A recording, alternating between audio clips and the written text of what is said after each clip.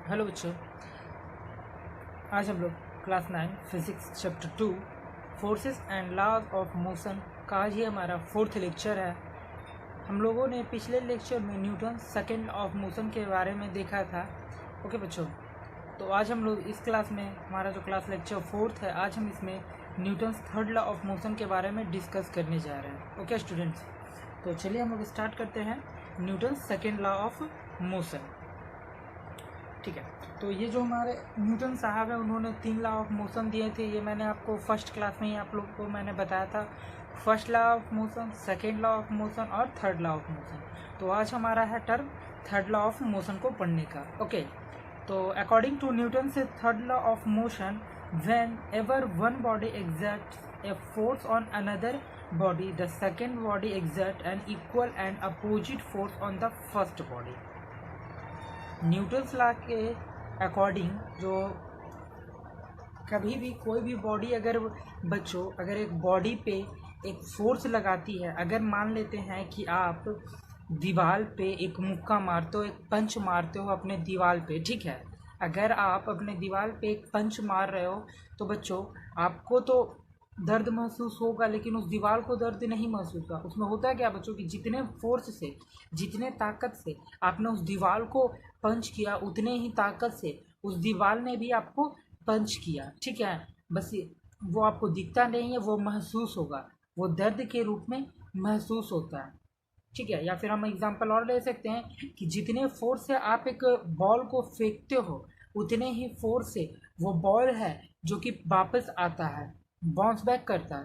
तो जो हमारे न्यूटन है, उनके अकॉर्डिंगली जो थर्ड लॉ ऑफ मोशन है बच्चों, वो ये है कि जब कभी भी अगर एक बॉडी कुछ फोर्स लगाती है दूसरे बॉडी पे, तो दूसरा बॉडी भी उतना ही फोर्स और अपोजिट डायरेक्शन में उतना ही फोर्स फर्स्ट बॉडी पे लगाती है। ओके, ठीक है ना।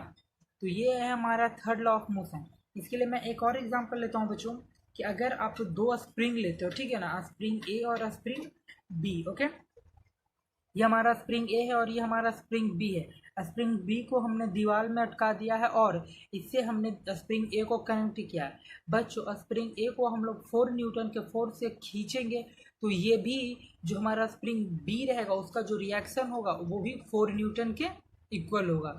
ओके, तो यहाँ देखने को हमारा जो Newton third law of motion है, तो इसमें ओवरऑल जो रिजल्ट आता है, इसमें होता है क्या कि अगर एक बॉडी किसी पे फोर्स लगा रही है, यानी एक बॉडी अगर किसी पे एक्शन कर रही है जितने फोर्स के साथ, तो जो दूसरा बॉडी है बच्चों, वो भी उतने ही फोर्स के साथ अपोजिट डायरेक्शन में उसका रिएक्शन होगा। ओके, दोनों के डायरेक्शंस अलग होंगे, ठीक है। तो जो फोर्स लगाएगा उसका अलग एक्शन होगा और जो रिएक्शन करेगा उसका डायरेक्शन अलग होगा, ठीक है बच्चों। तो ये था हमारा third law of motion. Okay, ये हमने थर्ड लॉ ऑफ मोशन का डेफिनेशन देखा।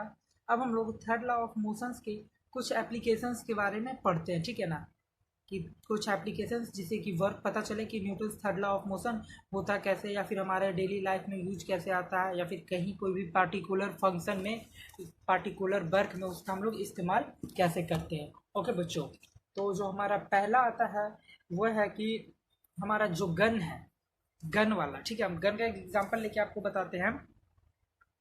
ओके,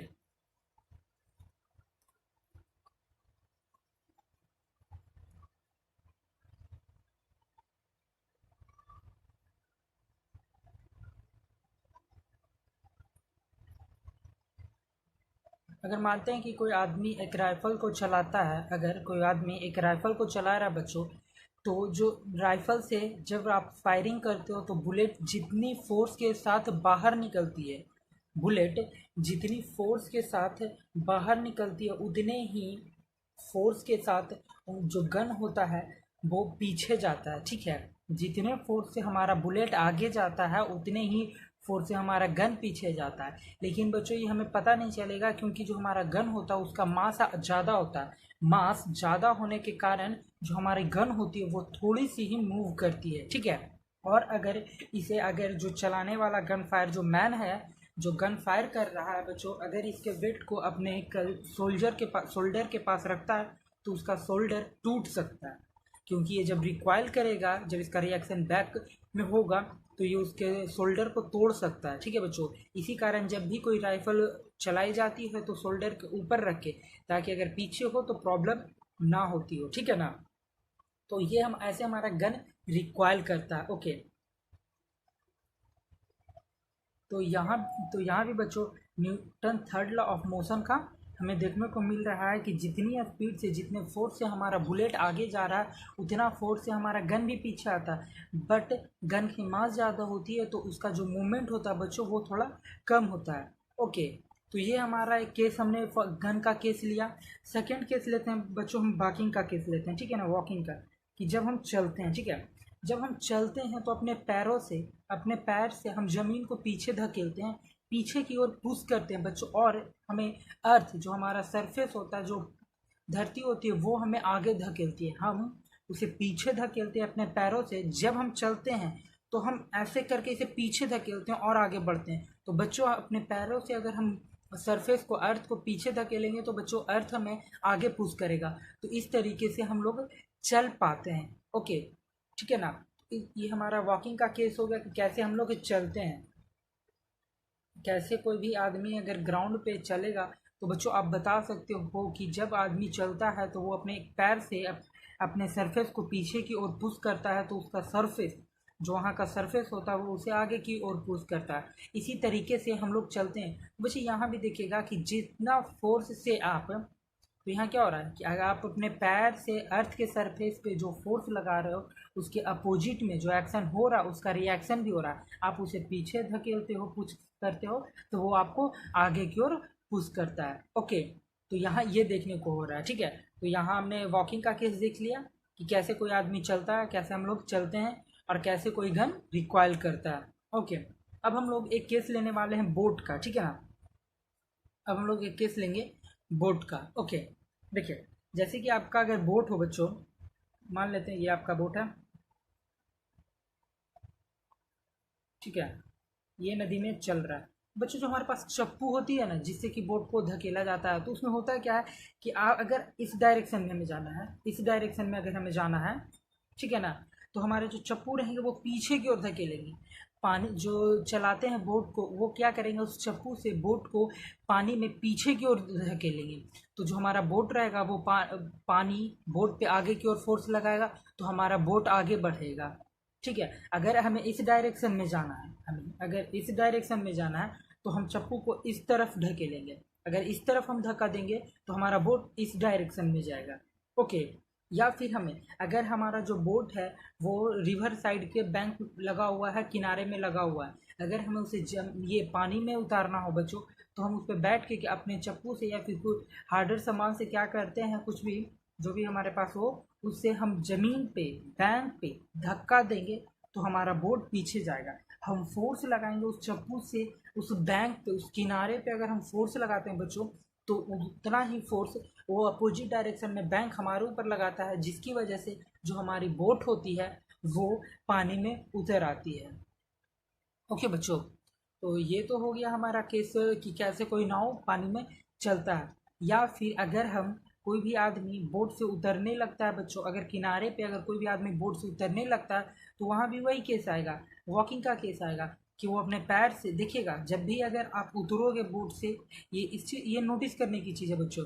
अगर आप कभी भी उतर रहे हो बोट से, अगर आप उतर रहे हो तो आप हमेशा ध्यान दीजिएगा कि आपका बोट है वो पीछे की ओर भागेगा, आपका बोट पीछे की ओर भागता है। ऐसा इसलिए होता है बच्चों कि जब आप आगे चढ़ते हो, आप बोट पे से आप किनारे पे पैर रखते हो, तो आपका जो पहला पैर होता है वो पहले बोट को पीछे धकेलता है, तो वो बोट आपको आगे पुश करता है, तो आप किनारे पे आते हो और आपका बोट पीछे की ओर पानी में जाता है। तो ये तो आपका, कभी भी अगर आप बोटिंग के लिए जाते हो तो आप इस चीज़ को देख सकते हो। और रही बात वॉकिंग का केस, तो आप तो पर डे चलते ही हो, तो वहाँ भी आप इस चीज़ को नोटिस करते हो। तो ये सारा चीज़ हमें लगता है, ये सारा चीज़ हमें Newton's third law of motion के बारे में बताता है। ओके बच्चों, या फिर अगर हम बात करें बलून की, अगर हम एक बलून ले लेते हैं या फिर जेट और प्लेन लेते हैं, और जिस डायरेक्शन, अगर हम बलून के हवा भरते हैं बच्चों, अगर हम बलून में हवा भर देते हैं और जैसे ही उसका मुंह खोलेंगे बच्चों, अगर हम उसका मुंह को ओपन कर देते हैं, जो हम बांधे के रखे हैं, जो हमारा बलून है, मानते हैं कि ये हमारा बलून है और ये हमारा इसका बंधा, ये एयर इसके अंदर है बच्चों, ठीक है, और ये हमारा बलून हो गया। इसके अंदर तो हमारे हवा है, ओके, भरा हुआ है। तो ये जो इसका माउथ बंद है ना बच्चों, ये माउथ इसका बंद है। जैसे ही अगर हम इस ओपन करेंगे तो ये इस डायरेक्शन में, इसके अंदर का हवा इधर की ओर फोर्स लगाएगा, ठीक है, और ये जो बलून रहेगा ये इस डायरेक्शन में आगे भागेगा। हवा जो रहेगा वो इस डायरेक्शन में, फोर्स इस डायरेक्शन में लगाएगा और ये बलून आगे की ओर जाएगा। तो जो हमारा प्लेन वगैरह होता है या फिर रॉकेट वगैरह होता है, इसी तरह से वो भी वर्क करता है, ठीक है। तो हमने आज Newton's third law of motion देखा। मैं एक बार फिर से Newton's third law of motion के बारे में बता देता हूँ। Newton's third law of motion बच्चों ऐसा है कि जब कभी भी जब कोई एक बॉडी एक्सर्ट करता है या फिर फोर्स लगाता है दूसरे बॉडी पे, तो दूसरा बॉडी भी उतना ही force equal and opposite force exert करता है फर्स्ट बॉडी पे। अगर आप अपने दोस्त को या फिर अपने छोटे भाई बहन को एक झापड़ लगाओगे, या फिर अगर आपको कोई टीचर एक झापड़ लगाता है बच्चे, तो अगर आप जितने फोर्स से झापड़ आप लगा रहे हो, ठीक है, उस गाल पे आप पीट रहे हो या फिर आप कहीं पीट रहे हो, उतना ही फोर्स आपके हाथों पे भी लगता है, ओके। तो ये होता है बच्चों Newton's third law of motion. तो हमने आज देखा Newton third law of motion के डेफिनेशंस को और उसके कुछ केस को आज हम लोगों ने स्टडी किया, ओके क्लास। तो आज यहीं तक रहने देते हैं, आगे की टॉपिक को हम लोग नेक्स्ट क्लास में बढ़ाएंगे, ओके बच्चों, बाय।